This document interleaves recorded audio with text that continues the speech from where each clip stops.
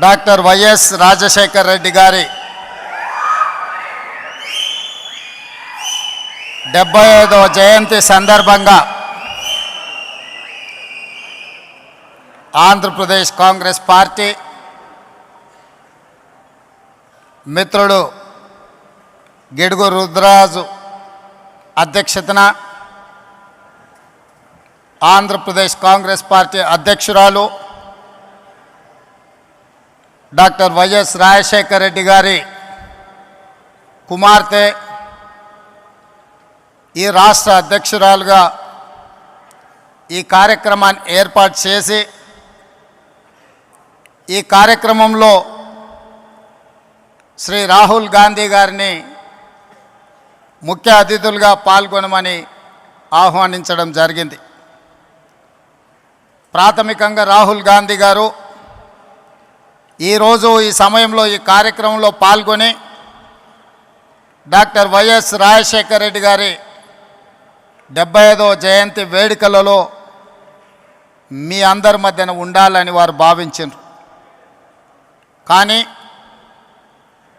మణిపూర్లో ఉన్న ప్రత్యేక పరిస్థితుల్లో ఏఐసిసి కాంగ్రెస్ పార్టీ అధ్యక్షుడు మల్లికార్జున్ ఖర్గే గారి ఆదేశాల మేరకు వారు మణిపూర్ రాష్ట్ర పర్యటనకు వెళ్తూ నన్ను ఆదేశించడం జరిగింది. ఆంధ్రప్రదేశ్ కాంగ్రెస్ పార్టీ శ్రీమతి షర్మిలమ్మ గారు ఏర్పాటు చేసిన కార్యక్రమంలో నా ప్రతినిధిగా మీరు పాల్గొని మన వైపు నుంచి సంపూర్ణంగా గాంధీ కుటుంబం ఎప్పుడూ వైఎస్ఆర్ కుటుంబానికి ఆంధ్రప్రదేశ్ కాంగ్రెస్ పార్టీ కార్యకర్తలకు వైఎస్ఆర్ అభిమానులకు అండగా నిలబడతామని చెప్పి మీరు వెళ్ళి వాళ్ళ మధ్యలో నించొని చెప్పి రావాల్సిందిగా రాహుల్ గాంధీ గారు నన్ను ఆదేశించడం జరిగింది. నాతో పాటు ఈ కార్యక్రమంలో ఆంధ్రప్రదేశ్ ఇన్ఛార్జ్ మాణిక్ ఠాగూర్ గారు, తెలంగాణ ఇన్ఛార్జ్ దీపదాస్ మున్షి గారు, ఆంధ్రప్రదేశ్ మాజీ అధ్యక్షులు రఘువీరారెడ్డి గారు, డాక్టర్ కేవీపీ రామచంద్రరావు గారు, మా సహచర మంత్రివర్గ సభ్యులు, ముఖ్యంగా మా మిత్రుడు పట్టి విక్రమార్క గారు, మిగతా మంత్రివర్గ సభ్యులు అందరూ కూడా ఈ కార్యక్రమంలో పాల్గొని ఈరోజు ఈ వాతావరణం చూస్తుంటే ఎవరైనా ఎవరి కుటుంబంలో ఎంత దగ్గర వాళ్ళు చనిపోయినా నెలకో 2 నెలలకో 3 నెలలకో వారి జ్ఞాపకాలు మన నుంచి దూరం అవుతూ ఉంటాయి. కానీ డాక్టర్ వైఎస్ రాజశేఖర రెడ్డి గారు మన నుంచి దూరమైన 15 సంవత్సరాలైనా వారి జ్ఞాపకాలు ఇంకా మన మదిలో మెదులుతున్నాయి. వారిని శాశ్వతంగా మనం గుర్తుపెట్టుకున్నాము అంటే వారు నాయకుడుగా, సంక్షేమ సృష్టికర్తగా, అభివృద్ధి రాష్ట్రంగా నాడు ఉమ్మడి ఆంధ్రప్రదేశ్ను తీర్చిదిద్దడమే కాకుండా ప్రతి ఒక్క మన కుటుంబ సభ్యులలో ఒక కుటుంబ సభ్యుడిగా వారు మనలో బలమైన ముద్ర వేసిండ్రు. కాబట్టే ఈరోజు ఈ వేదిక మీద ఉన్న వాళ్ళు నిన్నగాక మొన్న వైఎస్ఆర్ గారిని కలిసినట్టు, ఆ కలిసినప్పుడు జరిగిన చర్చలను ఇక్కడ ప్రస్తావించినట్టుగా ఉండవల్లి అరుణ్ కుమార్ గారి నుంచి మొదలు పెడితే మాట్లాడిన వక్తలందరూ కూడా ఆనాటి జ్ఞాపకాలను ఈరోజు ప్రస్తావించారు. ఇది చాలా అరుదైన సందర్భం, అరుదైన అంశం. ఎంత గొప్ప నాయకుడైనా కొంతకాలానికి కాలక్రమేణా ప్రజల మదిలో నుండి దూరం అవుతూ ఉంటారు.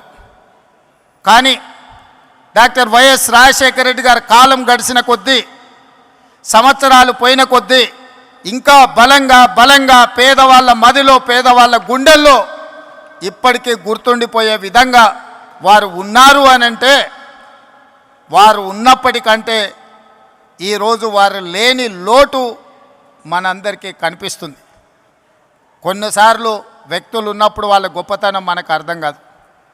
కొన్నిసార్లు వాళ్ళు మనకు దూరం అయినప్పుడు, మనం వాళ్ళని కోల్పోయినప్పుడు వాళ్ళ విలువ తెలుస్తుంది. ఈరోజు రెండు రాష్ట్రాలలో సంక్షేమమైన అభివృద్ధి అయినా ప్రజలతో మమేకమైన నాయకుడి గురించి చర్చ జరిగినప్పుడల్లా రాజశేఖర రెడ్డి గారు లేని లోటు ఈ సమాజం గమనిస్తుంది, ఈ సమాజం చర్చించుకుంటుంది. అందుకే ఈరోజు పార్టీగా ఆంధ్రప్రదేశ్లో కాంగ్రెస్ బలహీనంగా ఉన్న రాజశేఖర రెడ్డి గారి అభిమానులకు ఈ రాష్ట్రంలో కొదవలేదు, తెలంగాణలో కొదవలేదు. ఈరోజు అక్కడైనా ఇక్కడైనా లక్షలాదిగా వైఎస్ఆర్ అభిమానులు ఉన్నారు అని అంటే వారు బలమైన ముద్ర మనకు వారు ఇచ్చిండ్రు. ఇక్కడ వేదిక మీద ఉన్న మిత్రులందరికీ అధికారంలో ఉన్నప్పుడు కానీ కాంగ్రెస్ పార్టీలో ఉన్నప్పుడు కానీ వాళ్లకు ఒకే రకమైన అనుభవాలు ఉన్నాయి. నాకు మాత్రం భిన్నమైన అనుభవం ఉంది వైఎస్ఆర్ గారితో. నేను మొదటిసారి 2007లో మొట్టమొదట స్థానిక సంస్థల నుంచి శాసనమండలి సభ్యుడిగా నేను కావచ్చు, మా మిత్రుడు భట్టి గారు కావచ్చు, లేదా మా గిడుగు రుద్రరాజు గారు కావచ్చు, లేదా పెద్దలు సిపిఐ నారాయణ గారు, వాళ్ళు ఎవరు ముఖ్యమంత్రిగా ఉన్నా వాళ్ళతో కలిసి ఉన్నా వాళ్ళతో కలిసి లేకపోయినా సమస్యల్ని గుర్తు చేసే విధానంలో మనమందరం చూస్తూ 2007 మొదటిసారి శాసనమండలి సభ్యుడిగా సభకు వెళ్ళినప్పుడు ఐఏఎస్కు ఐపీఎస్కు ప్రిపేర్ అయ్యే వాళ్ళు కూడా రాత్రంతా చదివేవాళ్ళు నాకు తెలీదు. చదివితేనే ఐఏఎస్ అయ్యిండ్రో కాలేదో నాకు తెలీదు. కానీ శాసనమండలి సమావేశాలు వస్తున్నాయి అని అంటే సమస్యల్ని ప్రస్తావించాలని, సమస్యల లోతులను తడమాలని, వైఎస్ఆర్ దృష్టిని ఆకర్షించాలని, వైఎస్ఆర్ గారి ముందల బలమైన వాదనను వినిపించాలి అని రాత్రంతా చదువుకొని ఉదయం సరాసరి శాసనమండలికి వెళ్ళి వారి ముందు చాలా విషయాలను, ప్రభుత్వం తీసుకుంటున్న సంక్షేమ అభివృద్ధి కార్యక్రమాలను ప్రస్తావించి బలమైన వాదనను వినిపించేది. అదే కాదు 2009లో మళ్ళీ వైఎస్ఆర్ గారు రెండవసారి ముఖ్యమంత్రి అయినప్పుడు నేను మొదటిసారి శాసనసభ్యుడిగా ఎన్నికైన అదే విధానాన్ని కొనసాగిస్తూ మొట్టమొదటి బడ్జెట్ సమావేశాలలో వైఎస్ఆర్ గారు బడ్జెట్ను ప్రవేశపెట్టిన తర్వాత ప్రధాన ప్రతిపక్ష పార్టీ నుంచి దాదాపుగా 40 నిమిషాలు ఏకధాటిగా అంశాలను ప్రస్తావించినప్పుడు మధ్య మధ్యలో ముఖ్యమంత్రిగా పిల్లవాడని కాకుండా ప్రోత్సహించాలన్న ఆలోచనతోని నేను లేవనెత్తిన అంశాలకు డాక్టర్ వైఎస్ రాజశేఖర రెడ్డి గారు లేచి సమాధానం ఇచ్చేవాళ్ళు. పక్క నుండి నాకు తెలిసి శైలజనాథ్ గారు అనుకుంటా, ఆయన అట్లానే మాట్లాడుతుంటాడు. సార్ మనం రిప్లై ఇస్తే ఇంకెక్కువ మాట్లాడతాడు, మనం చెప్పకపోవడమే మేలేమో అని చెప్పిండు అనుకుంటున్నాను నాకు గుర్తున్నంత వరకు చెవిలా. కానీ వైఎస్ఆర్ గారు ఏమన్నారంటే, కొత్తగా సభలోకి వచ్చిన సభ్యులు అవగాహనతో మాట్లాడుతున్నప్పుడు మనం సమాధానం ఇవ్వడం ద్వారా వాళ్ళని ప్రోత్సహించాలి, తద్వారా నాయకత్వం బలపడుతుంది అని చెప్పి వైఎస్ఆర్ గారు ఆనాడు మాట్లాడినరు. ఈరోజు తెలంగాణ రాష్ట్ర ముఖ్యమంత్రిగా సభానాయకుడిగా నేను అక్కడ కూర్చున్నప్పుడు మొట్టమొదట గుర్తు చేసుకున్నది వైఎస్ఆర్ గారు ఆ రోజు మాట్లాడిన విషయం. ఎవరైనా సభ్యులు సభలో కొత్తగా వచ్చినా కూడా వాళ్ళ అంశాలను ప్రస్తావించినప్పుడు వాటిని వినాలి, కొత్త సభ్యులు మాట్లాడుతున్నప్పుడు సభలో కూర్చోవాలి, ప్రభుత్వం వైపు నుంచి సమాధానం చెప్పడం అనేది అది మన బాధ్యత, నాయకుడి యొక్క లక్షణము అని చెప్పి వైఎస్ఆర్ నుంచి నేర్చుకున్న అనుభవం మాకున్నది. పాలకపక్షంలో ప్రభుత్వంలో సంక్షేమం అభివృద్ధే కాదు, ప్రతిపక్షంలో ఉన్నప్పుడు మన పట్ల వైఎస్ఆర్ గారు వ్యవహరించిన తీరు కూడా ఈరోజు మనం ఆదర్శంగా తీసుకోవాల్సిన అవసరం ఉన్నది. ఏదైనా ముఖ్యంగా కమ్యూనిస్టు సోదరులు కావచ్చు, ప్రతిపక్షాలు కావచ్చు, ప్రజల తరఫున అంగన్వాడీ వర్కర్స్ కావచ్చు, ఆశా వర్కర్లు కావచ్చు, రిక్షా కార్మికులు కావచ్చు, చిన్న చిన్న కార్మిక సంస్థల నుంచి కూడా ఏదైనా రిప్రజెంటేషన్ తీసుకెళ్ళినప్పుడు సాయంత్రం 4 గంటల నుంచి 6 గంటల వరకు ప్రతిపక్షాలతో, కార్మిక సంఘాలతో, రైతు కూలీ సంఘాలతో డాక్టర్ వైఎస్ రాజశేఖర రెడ్డి గారు సమయం ఇచ్చి వాళ్ళు ఇచ్చే విజ్ఞప్తులు తీసుకొని ఆ సమస్యల్ని పరిష్కరించేటందుకు ప్రయత్నం చేసేవాడు. ఉదయం ప్రజలు ఎవరు వచ్చినా ప్రజా దర్బార్లో వాళ్ళు ఇచ్చే విజ్ఞప్తులు తీసుకునేవాడు. ఆ విధంగా ప్రతిపక్ష నాయకుడిగానే కాదు, రాష్ట్ర ముఖ్యమంత్రిగా నాడు వారు ఒక చెరగని ముద్ర వేసింది. కాబట్టి ఈరోజు వేలాదిగా మీరు ఈరోజు ఇక్కడికి వచ్చి రాజశేఖర రెడ్డి గారి 75వ జయంతిలో మీరందరూ పాల్గొన్నారు. ఇవాళ ఈ రాష్ట్రంలో ప్రత్యేకమైన పరిస్థితులు ఉన్నాయి. దేశంలో ఏ రకమైన పరిస్థితులు ఉత్పన్నమైనవో ఈ రాష్ట్రంలో కూడా అలాంటి పరిస్థితులే ఉన్నాయి. దేశంలో ఉన్న పరిస్థితులను 2003 సంవత్సరంలో డాక్టర్ వైఎస్ రాజశేఖర రెడ్డి గారు ఇచ్చాపురం నుంచి చేవెళ్ళ నుంచి ఇచ్చాపురం వరకు 1475 కిలోమీటర్లు ఎర్రటెండలో ఏ పాదయాత్ర అయితే చేసి ప్రజల దగ్గరికి వెళ్ళి ప్రజా సమస్యల్ని కనుక్కొని 2004లో ప్రభుత్వాన్ని ఏర్పాటు చేసి ప్రజలకు చేరువైండో అదే స్ఫూర్తితో 20 సంవత్సరాల తర్వాత సరిగ్గా 2023లో రాహుల్ గాంధీ గారు డాక్టర్ వైఎస్ఆర్ గారి స్ఫూర్తితోని కన్యాకుమారి నుంచి కశ్మీర్ వరకు 4000 కిలోమీటర్లు మండు టెండల్లో మంచు కొండల్లో పాదయాత్ర చేస్తూ ప్రజల దగ్గరికి వెళ్తూ ప్రజా సమస్యల్ని తెలుసుకుని ప్రజా సమస్యల మీద పోరాటం చేయడంతో కర్ణాటక రాష్ట్రంలో కాంగ్రెస్ అధికారంలోకి వచ్చింది, తెలంగాణ రాష్ట్రంలో కాంగ్రెస్ అధికారంలోకి వచ్చింది, హిమాచల్ ప్రదేశ్లో కాంగ్రెస్ పార్టీ అధికారంలోకి వచ్చింది. కేంద్రంలో 100 సీట్లు గెలిచి ప్రధాన ప్రతిపక్ష పాత్ర పోషించి ఈరోజు మొన్న జరిగిన పార్లమెంట్ సమావేశాలలో నరేంద్ర మోడీ గారిని మన నాయకుడు రాహుల్ గాంధీ గారు నిలదీసిన విధానం ఆనాడు 99లో రాజశేఖర రెడ్డి గారు ప్రతిపక్ష నాయకుడు పోషించిన పాత్ర ఈనాడు రాహుల్ గాంధీ గారు పోషిస్తున్న పాత్రను మనం పోల్చి చూసుకోవచ్చు. ఈ సందర్భంగా 83-84లో వైఎస్ఆర్ గారు పిసిసి అధ్యక్షుడిగా 34 సంవత్సరాల వయసులో బాధ్యత చేపట్టి 20 సంవత్సరాలు 2004 వరకు ప్రతిపక్షంలో స్వపక్షంలో ఎన్నో ఒడిదుడుకులను ఎదుర్కొని నిలబడి నిబద్ధతను నిరూపించుకొని కాంగ్రెస్ జెండా మోసి 2004లో తిరుగులేని నాయకుడిగా నాడు ఆంధ్రప్రదేశ్కు ముఖ్యమంత్రిగా బాధ్యతలు చేపట్టినారు. వారిని స్ఫూర్తిగా తీసుకోవాలి. 20 సంవత్సరాలు ఎన్నోసార్లు సొంత పార్టీ అధికారంలోకి వచ్చినా ఏ పదవి ఇవ్వకపోయినా పార్టీని వదల్లేదు, పార్టీ కార్యకర్తలను కాపాడుకునే విషయంలో వెనుకడుగు వేయలేదు. వైఎస్ఆర్ అంటే గుర్తొచ్చే మాట తప్పేది లేదు, మడమ తిప్పేది లేదు అనే పదం వైఎస్ఆర్ గారి డిక్షనరీలో ఉంది అని అంటే నాయకుడిగా వారు ఎంత బలమైన చెరగని ముద్రేసినరో మనం ఆలోచన చేయాలి. 2004లో వైఎస్ఆర్ గారు ముఖ్యమంత్రిగా పదవోన్నతి వస్తే 2004లో నేను రాజకీయ అరంగేట్రం చేసిన 2004 నుంచి 2024 వరకు ప్రతిపక్షంలో ప్రజల మధ్యలో ఉండి 20 సంవత్సరాలు కొట్లాడి ఈరోజు 2024లో తెలంగాణ రాష్ట్రానికి ముఖ్యమంత్రిగా ఈరోజు మీ ముందు నిలబడి మాట్లాడుతున్నా. ఎందుకు ఈ అంశాన్ని ప్రస్తావిస్తున్నా అంటే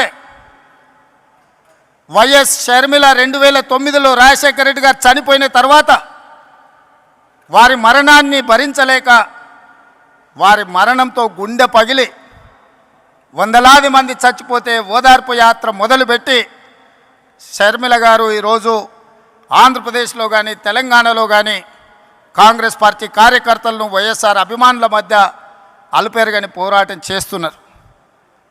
ప్రతి పోరాటానికి ప్రతి అడుగుకు ఒక సమయం సందర్భం వస్తుంది, ప్రజలు తీర్పిస్తారని నేను బలంగా నమ్ముతున్నా.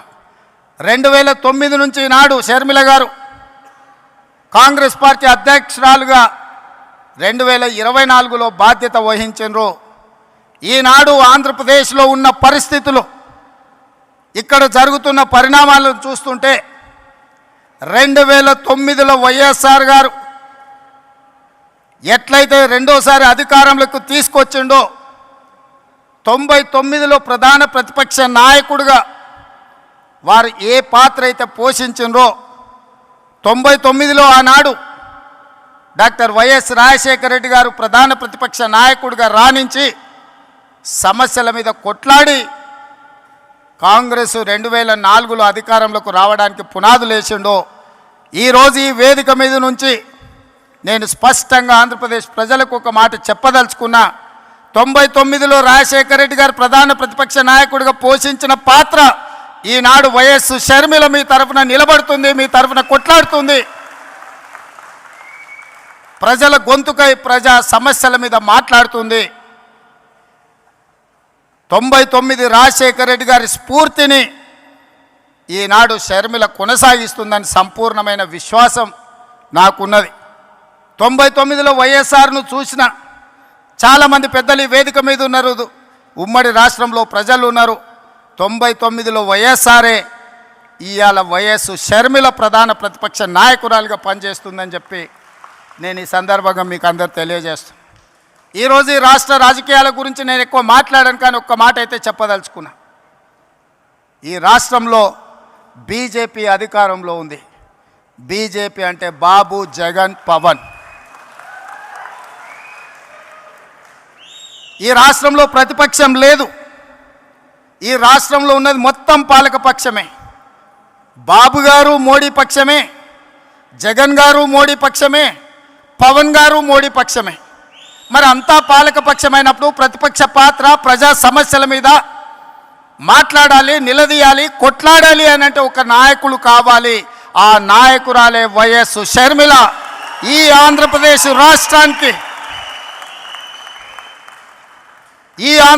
రాష్ట్రానికి ప్రజల పక్షాన, బడుగు బలైన దళిత గిరిజన మైనారిటీ మహిళల పక్షాన నిలబడి కొట్లాడేది, నిలబడి మాట్లాడేది, ఢిల్లీతో నిలబడి కలబడేది వైఎస్ షర్మిల. షర్మిల గారి నాయకత్వంలో మీరు పనిచేయండి. తప్పకుండా 2029లో రాజశేఖర రెడ్డి గారు ఏ విధంగా అయితే 1984లో ప్రస్తావన మొదలుపెట్టి 2004లో 20 సంవత్సరాలు కొట్లాడి ఆనాడు ఉమ్మడి ఆంధ్రప్రదేశ్కు ముఖ్యమంత్రి అయిండో, 2009లో ఈ ప్రస్థానం మొదలుపెట్టి 2029లో ఆంధ్రప్రదేశ్ రాష్ట్రానికి వైఎస్ షర్మిల ముఖ్యమంత్రి అవుతుంది.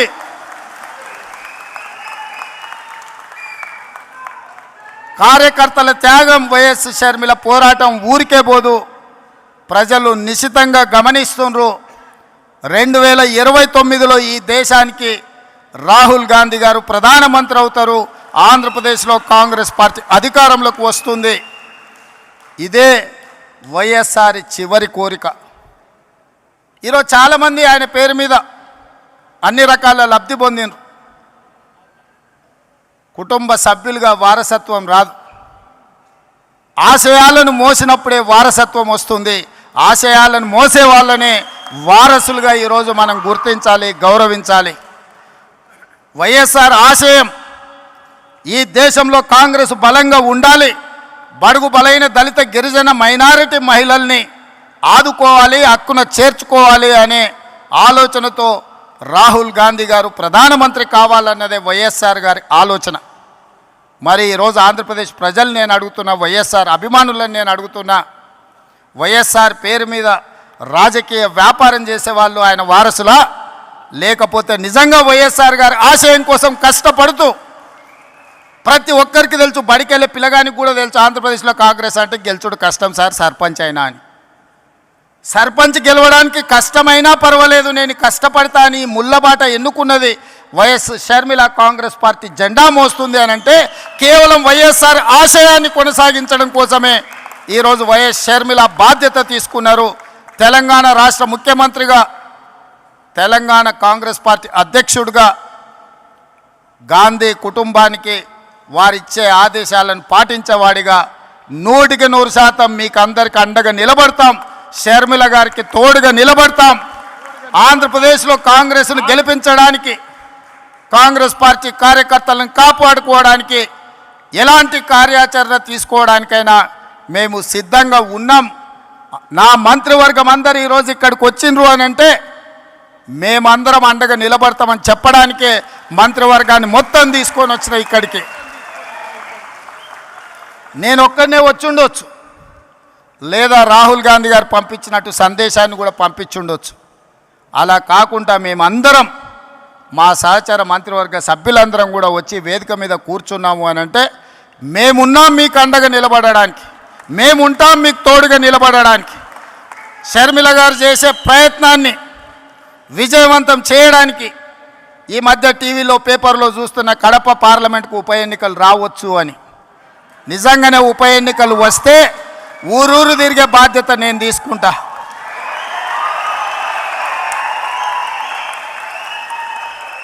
కడప పౌరుషాన్ని ఢిల్లీకు చాటే సందర్భం వస్తే కడప జిల్లా వాసుల తరఫున కాంగ్రెస్ పార్టీ జెండా మోయడానికి గల్లీ గల్లీ తిరగడానికి అక్కడి నుంచే ఎక్కడైతే పోగొట్టుకున్నామో అక్కడనే వెతుక్కోమని పెద్దలు ఏదైతే చెప్పినరో, ఏ కడప జిల్లాలో కాంగ్రెస్ పార్టీకి దెబ్బ తగిలిందో అదే కడప జిల్లా నుంచి కాంగ్రెస్ పార్టీ జెండాను ఎగరేసి ఆ గడ్డ మీద నుంచే పోరాటం మొదలు పెడదాం. మీరందరూ కలిసి రండి, మేము అండగా నిలబడతామని తెలియజేస్తూ మీ అందరి దగ్గర సెలవు తీసుకుంటున్నా. జై కాంగ్రెస్, జై కాంగ్రెస్, జై కాంగ్రెస్.